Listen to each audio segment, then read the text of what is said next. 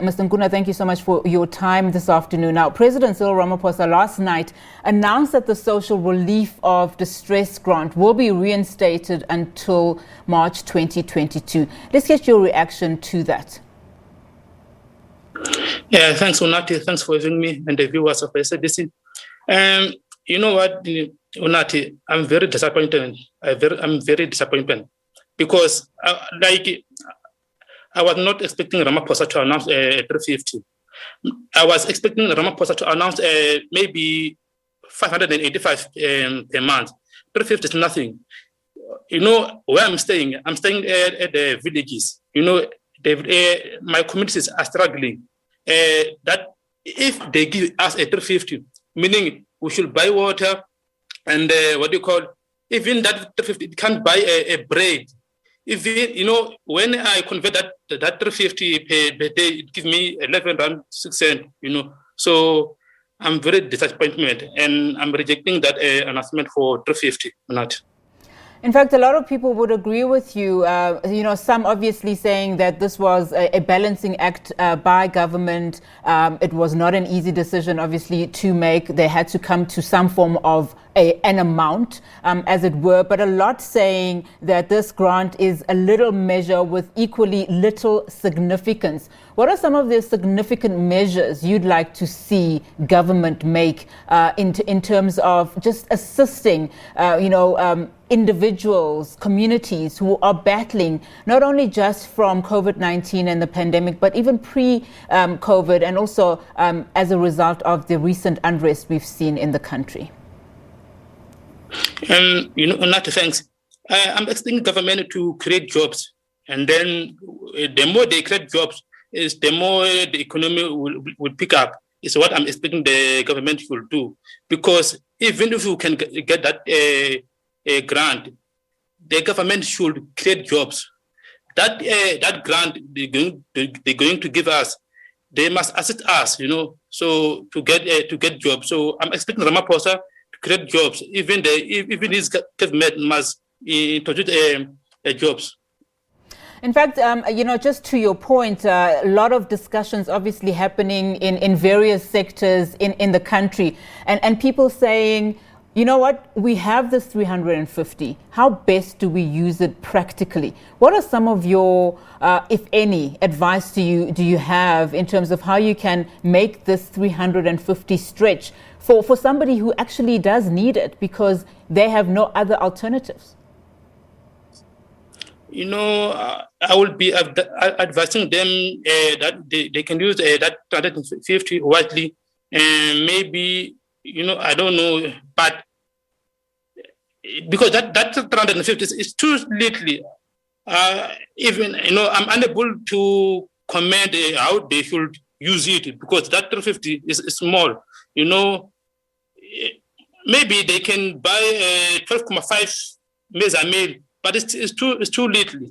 I'm unable to comment how should they use it because at least if they can give us 585, it will be better. I will be saying something. But for now, I'm unable to say something because 350 is too little. And a lot of other people would also say that 550 is little. It won't do much. I mean, I know that organizations like Black Sash, they are calling for a permanent basic income grant where at least close to 2,000 is given to people who are between the ages of 18 and 59 who are unemployed. Your thoughts on that? Yes. The 18 to 59 years is fine. Yes, we as a paid grant, we are busy mobilizing even at communities everywhere at town that we need government to introduce basic income guarantee from age 18 years to 59 years. So it's what we're calling for. What are some of your struggles in the communities that you work with in Limpopo? I know you're based there. In terms of, just some of the mobilization that you are seeing happening there, and are you engaging government at all? Yes, at my community, they are struggling. Even they don't have water, when we should buy water. And I mean, when we need water, we should go, we should buy, and then we should, we should buy with a bucket of 20 kg, and it's 5 rand.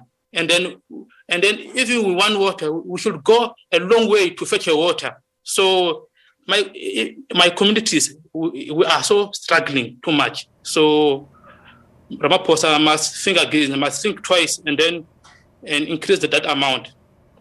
Anybody from local community who is perhaps assisting in any way in terms of those families that are particularly struggling?